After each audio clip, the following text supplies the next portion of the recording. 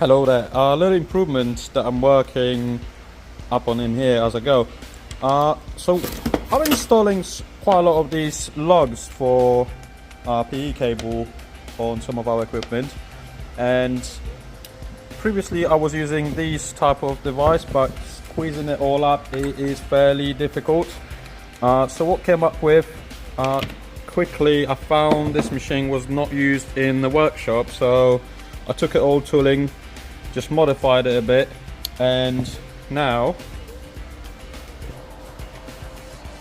sorry, it's a two-hand job operation in here. I can just put it in place, take my fingers out of the way. Obviously I just simply developed it, and this is done in a single stroke. When I have quite a few of these cables to do, this is a small part, but quite a few of them to do, my hand was aching and even tools started to give up and seized. So yeah, this little improvement in here, it just makes my life easier. Thank you very much.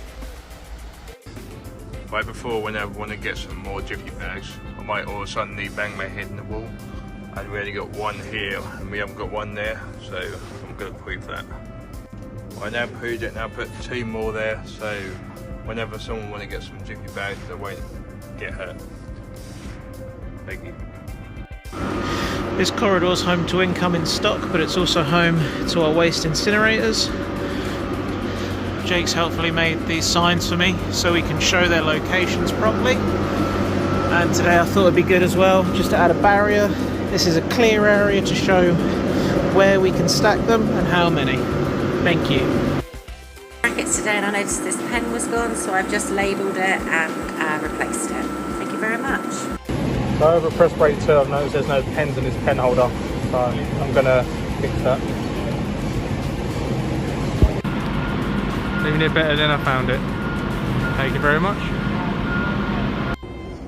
Okay, so today's improvement, we've got another standard cleaning guide for our packing area. So again, when people are cleaning our packing area, everyone's doing it differently. We don't know what needs to be done, what doesn't need to be done. So just another step-by-step guide. Just making some of these processes. Thank you very much, Jake, for helping me again with this. So for a while now, I've just been adding any email ideas to a sheet like this, been crossing them off once they're done, but that's a bit of an old way of doing it. So what I've got here now is a sheet where I can just fill in the boxes. It's got instructions on what to do there, so once I've actually made them and put them on MailChimp, I can just scratch them off here. And to magnet this to the wall, which is a wooden wall, I've just used one of our invisible fence clips and glued it onto one of the panels of wood, so now magnets on there nicely. I need to move all of these photos into their respective folders in the parts database. So normally I come onto the screen, I right click, new folder, I type in photos, press enter, and then open it and start copying and pasting. But I want to make that quicker, so I'm going to have a look at what I can do. So I'll set up a Stream Deck action here. So all it's going to do is the hotkey for creating a new folder. It's going to type the word photos in, and it's going to press return twice, which will open the folder. So to watch this now, I'm going to tap the Stream Deck icon. Very fast, saving a lot of time there. One click down from probably about 15. And to finish that improvement, I've just made a nice icon from Stream Deck. So exactly what it does.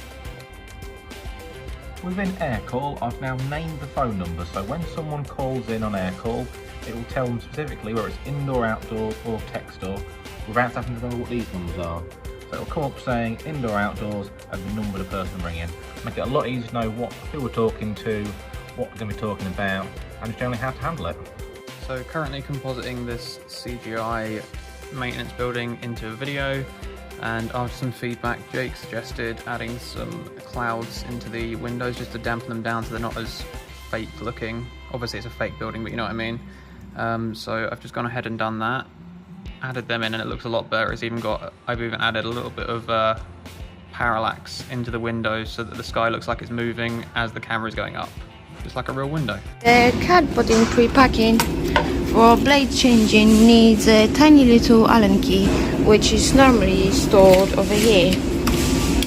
But every Allen key I put here gets pushed off eventually when I unload the card onto the floor.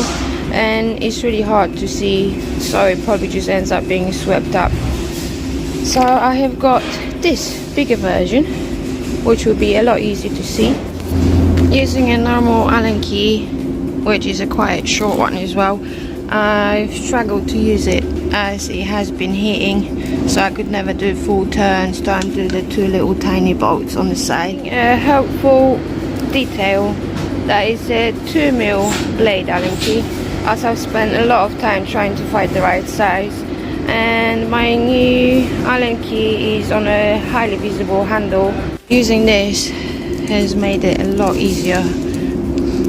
I've got a Velcro on there, left a label in case it does fall on the floor. I am attaching the Allen key with Velcro to the key switch in case it does get knocked over and the magnet here doesn't hold it. So hopefully it lasts a lot longer.